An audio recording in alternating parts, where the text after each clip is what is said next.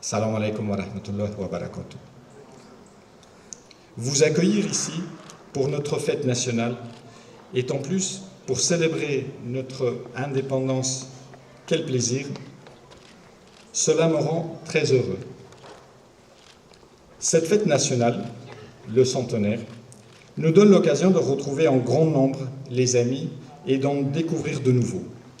Vivre et recevoir la cohésion et la solidarité de la part des amis, dont les Français bien évidemment, mais aussi entre communautés afghanes, avec leur ambassade, sans distinction de leur statut ici et sans discrimination d'origine de chez eux.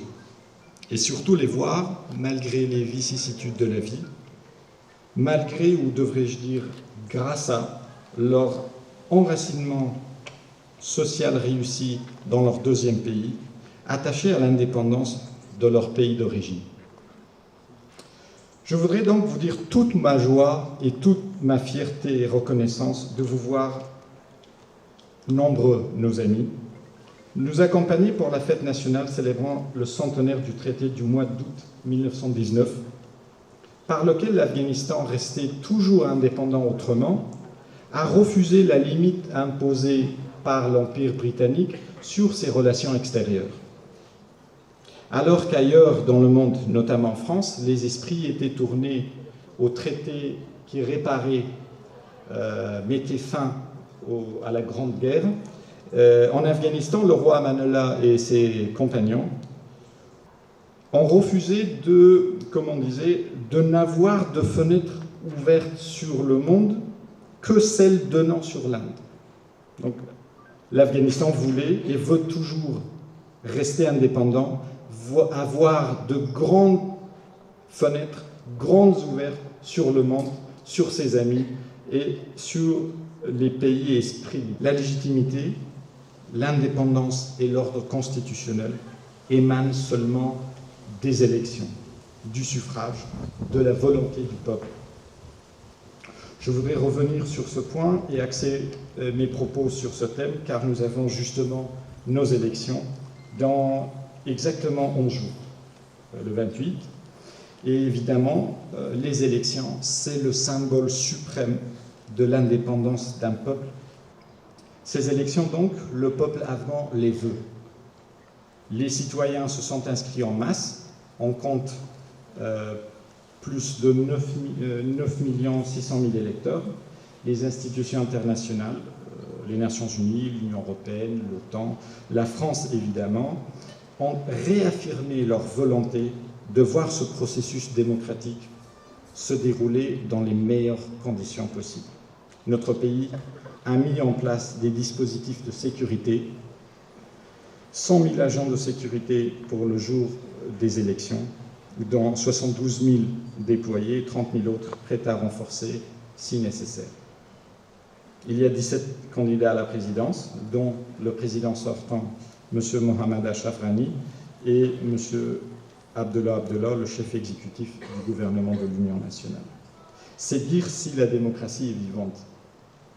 Les Afghans mesurent en effet tous les progrès qu'ils ont accomplis et l'importance de leur acquis démocratique. Ils savent qu'ils ont gagné beaucoup sur le plan de leurs droits et sur la réalisation concrète de ceux-ci, de la liberté d'expression, de rassemblement, d'égalité entre hommes et femmes, l'éducation des enfants, dont les filles, accès aux médias indépendants et autres bienfaits dont on peut jouir pleinement seulement en temps de paix. Et ils ne veulent pas brader leurs droits ou les voir en marchandage par les autres ou victimes de la terreur. Ils soutiennent avec constance les efforts du gouvernement pour parvenir à des négociations de paix sous son contrôle et sa maîtrise. Leur participation enthousiaste, réfléchie à la Loya Jirga de la grande consultation récemment, en est une marque irréfutable. Les institutions internationales, dont je parlais tout à l'heure au sujet de leur attachement au processus démocratique, ainsi que de nombreux pays, ont aussi fermement soutenu la volonté du gouvernement de parvenir à des négociations avec les talibans, des négociations sous son contrôle et sa maîtrise. tous mesurent à quel point le processus démocratique, la modernisation du pays doivent poursuivre et que des accords précipités, signés à la va-vite, en cachette, peuvent mener à des catastrophes en Afghanistan, mais nous savons par l'expérience aussi dans le monde. Et le triste anniversaire du 11 septembre nous a rappelé ça récemment. Je suis fier de remercier tous ceux et toutes celles qui œuvrent pour aider à amener la paix, la sécurité et à préserver nos acquis et notre indépendance. Les sponsors de notre belle fête de centenaire sont à Kaboul, le gouvernement de l'Union nationale, nos forces armées qui défendent vaillamment notre constitution, nos populations, nos amis, nos alliés internationaux, dont la France, bien évidemment. Et puis, chacun et chacune de vous qui êtes venus célébrer les valeurs liées à cette fête nationale, la liberté, le droit à l'autodétermination, la maîtrise de sa destinée, et en même temps, la fraternité, l'entraide et le respect de la communauté de destin face aux menaces globales d'aujourd'hui, qu'elles visent à déstabiliser notre sécurité ou cibler la culture de paix, tolérance ou la coexistence entre nations. Et au-delà de tout, je placerai l'amitié. L'indépendance n'est pas autarcie. Dans un monde globalisé, il faut une action concertée de tous pour relever les défis climatiques, sociaux, économiques, politiques et éthiques. Plus que jamais et plus que nos intérêts respectifs, les valeurs humanistes doivent nous guider. Pour prolonger ces moments passés ensemble, après notre fête du centenaire, je vous invite à notre prochain rendez-vous. Non pas dans 100 ans. Non pas dans 100 ans, mais dans 4 jours exactement, ici, à l'occasion des Journées de patrimoine. Opportunité chérie de recevoir des visiteurs, de faire de nouveaux amis, de faire notre public diplomatie et ainsi attirer aux côtés des amis institutionnels que vous êtes tous, des amis parmi ceux que l'on appelle ici les vrais gens. Pour conclure, je voudrais vous remercier toutes et tous qui êtes venus nombreux nous faire l'honneur de votre présence et de votre patience. Je voudrais aussi remercier mon équipe, mes collaborateurs, nos stagiaires, ma famille, qui chacun à sa façon a contribué à la préparation de notre fête. Je voudrais maintenant inviter Monsieur le secrétaire d'État à prendre la parole et je serai ravi d'entamer avec vous, Monsieur le ministre, le gâteau d'anniversaire du centenaire et ensemble, avant de signer le livre d'or, si vous aviez un moment. Vive la France, vive l'Afghanistan, vive l'amitié franco-afghane et vive l'indépendance de la République islamique d'Afghanistan.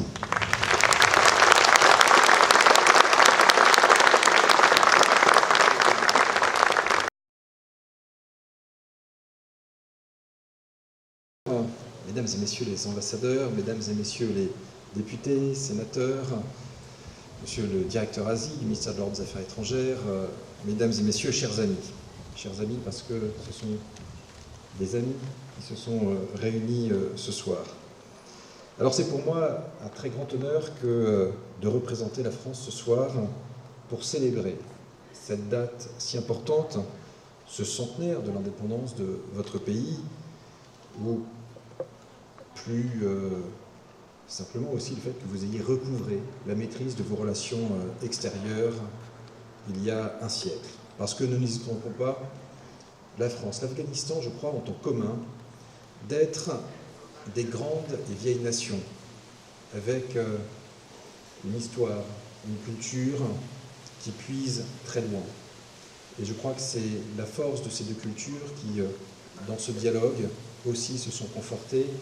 Et je vais suivre vos pas peut-être en évoquant quelques-uns des grands hommes et des grandes femmes qui y ont contribué.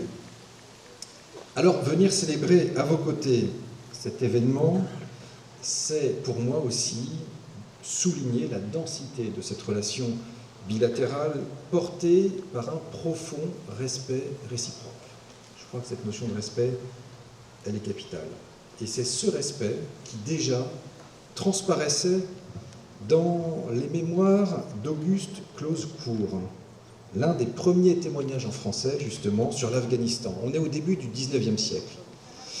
Et inversement, je crois que la France a aussi très tôt exercé une attraction pour un certain nombre d'Afghans, dont l'un des plus illustres, Sayed Jalaluddin al-Afghani, qui a vécu à Paris de 1883 à 1887, qui fonda même un journal. Et à peine l'Afghanistan avait-il retrouvé en 1919 cette maîtrise des relations extérieures, et bien que la France et l'Afghanistan se rapprochaient déjà. Dès juin 1921, le ministre des Affaires étrangères, Mahmoud Tarzi, qui avait visité Paris lors de cette exposition universelle de 1889, qui nous a légué cette tour Eiffel dont nous sommes si fiers, et qui avait traduit, tenez-vous bien, des œuvres de Jules Verne en dari. Eh bien, Mahmoud Tarzi envoyait justement un ambassadeur en France.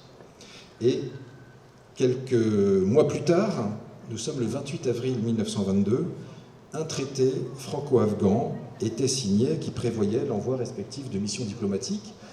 Et on voit bien que en 2012, nous avons également eu la signature d'un accord structurant 90 ans plus tard. Donc je crois que les anniversaires vont bien à la relation bilatérale. Et vous le disiez, dans 3 ans, nous aurons l'occasion de saluer le centenaire de ces relations diplomatiques. Alors les relations entre les deux pays progressèrent vite et dans le domaine de l'éducation, un groupe de 35 jeunes Afghans arriva dès octobre 1921 à Marseille pour y étudier. Et parmi eux, le futur roi Zahir Khan, les 2 fils Tarzi, le futur Premier ministre et président de la République, Mohammad Daoud. Bien entendu, après l'accord de 1922, la coopération s'intensifia aussi dans le domaine de l'archéologie. Joseph Hakin, conservateur au musée Guimet de Paris, découvrit fin 1924 à Païtava un Bouddha au grand miracle. Alors, mesdames, messieurs, mon propos ce soir n'est pas de rappeler 100 ans de relations bilatérales, mais j'aime personnellement toujours m'appuyer sur ce substrat, sur ce socle, sur cette sédimentation, parce que si nous pouvons nous projeter dans l'avenir, c'est parce que nous avons ces racines qui puisent si profond. Et c'est parce que j'ai voulu rappeler aussi combien ce moment autour des années 1919 était un moment charnière dans la relation entre nos deux peuples. Une relation qui d'ailleurs, plus tard, allait prendre les visages de Clara et d'André Malraux, qui inspirerait les écrits de Daniel Loup, ou qui encouragerait les travaux de l'archéologue Hakin, je l'évoquais il y a quelques instants. Et donc, il ne faut pas s'étonner qu'en juin 1965, à l'occasion de la visite officielle en France du roi Zahir Shah, le général de Gaulle s'exclamait ainsi, je le cite avec tout le respect que nous portons à ce grand homme pour la France, « C'est par la culture que le mouvement dans les relations franco-afghanes a commencé, car tout procède de l'esprit. » Je crois que notre relation bilatérale puise sa force dans cette histoire et que celle-ci véritablement continue de constituer un socle. Alors, en ce jour de fête, je veux, monsieur l'ambassadeur, mesdames et messieurs, chers amis, vous réaffirmer l'entier soutien de la France aux institutions républicaines de l'Afghanistan, qui ont permis, ces 18 dernières années, d'obtenir des acquis importants, vous le rappeliez, en termes de démocratie, d'état de droit, de protection des droits et libertés fondamentales, en particulier les droits des femmes, des minorités, ainsi que la liberté d'expression et de la presse. Ce centenaire intervient alors qu'effectivement, les derniers mois ont vu se multiplier des initiatives pour ouvrir la voie à un dialogue inter-afghan. Le dialogue, dans toutes les situations, dans tous les pays, est une voie nécessaire et je crois qu'il est important de cheminer effectivement vers des accords justes une paix durable, auquel l'Afghanistan et le peuple afghan ont le droit d'aspirer. Et la France soutient toutes les initiatives qui permettraient l'ouverture de ce dialogue. Permettez-moi aussi de voir un signe. Nous sommes réunis aujourd'hui, ce soir, alors que le Conseil de sécurité des Nations Unies a adopté ce jour la résolution 2489 qui reconduit le mandat de la mission d'assistance des Nations Unies en Afghanistan pour 1 an. Et c'est un signal positif auquel la France tenait, car il confirme la pertinence de la MANUA pour aider les autorités afghanes à garantir la sécurité de l'élection présidentielle du 28 septembre, comme elle y avait contribué l'an dernier lors des élections législatives. Alors, dans quelques jours, les électeurs afghans se rendront en effet aux urnes pour élire leur futur président. Ce sera assurément un moment fort de la vie démocratique du pays et nécessaire pour la pérennité des institutions. Et ce scrutin devrait être libre, transparent, naturellement, car la confiance envers des institutions crédibles et des représentants légitimes est un gage de la paix. Sur le plan bilatéral, la France, Monsieur l'ambassadeur, soyez-en certain, et soyez naturellement notre porte-parole auprès de vos autorités, entend poursuivre avec l'Afghanistan sa relation d'amitié forte et ancienne. Depuis 1922, nous n'avons cessé de tisser des liens dans tous les domaines, notamment dans ce combat contre le terrorisme et pour la liberté. La France en a aussi payé le prix avec la mort de 90 de ses enfants. Et je rends un hommage particulier en ce jour aux victimes, à toutes les victimes, aux victimes du double attentat à Kaboul et dans la province de Parwan, ayant endeuillé aujourd'hui votre pays. De tels actes, c'est très clair, appellent une condamnation la plus ferme, à l'heure où l'Afghanistan cherche à tout prix à mettre un terme aux décennies de guerre et de violence qui n'ont que trop éprouvé son peuple. Mon pays, la France, entend donc continuer à contribuer à la construction d'un avenir stable, prospère, démocratique pour l'Afghanistan. C'est le sens de notre engagement à vos côtés. Il y a naturellement au plan humanitaire, vous le savez, cette aide d'urgence, mais également dans le champ éducatif, de nombreuses réalisations, les 2 lycées francophones à Kaboul, sanitaires avec l'hôpital mère-enfant, culturel, patrimonial, et vous en êtes aussi l'illustration à travers cette maîtrise parfaite de la langue que vous avez appris à dompter au sein de l'Alliance française, que vous avez transmis également en étant vous-même enseignant, et je crois que cela n'est pas un hasard que vous soyez aujourd'hui ici pour présider à ces cérémonies. Alors que l'histoire de nos 2 pays est liée et que nous fêterons dans 3 ans donc le centenaire de nos relations diplomatiques, je souhaite véritablement que ces coopérations concrètes se renforcent, accompagnent l'Afghanistan sur la voie d'une indépendance renforcée, propice à la paix et au développement. Et Monsieur l'ambassadeur, permettez-moi de me lancer, et vous pardonnerez mon très mauvais accent, mais le respect veut aussi parfois d'adresser un signal du cœur dans une des langues vernaculaires. Alors, Dar Faransa Am Moazadi, Tanokoz wa Natija Jirira Rojdarim, Ba Amin Rater Aske Moyak, Karn Mishawad Ke Afronistan Rados Dorim. Oui, en France, nous aimons la liberté, les contradictions et les synthèses. C'est pour cela que nous aimons l'Afghanistan depuis un siècle. Vive la République d'Afghanistan et vive la France.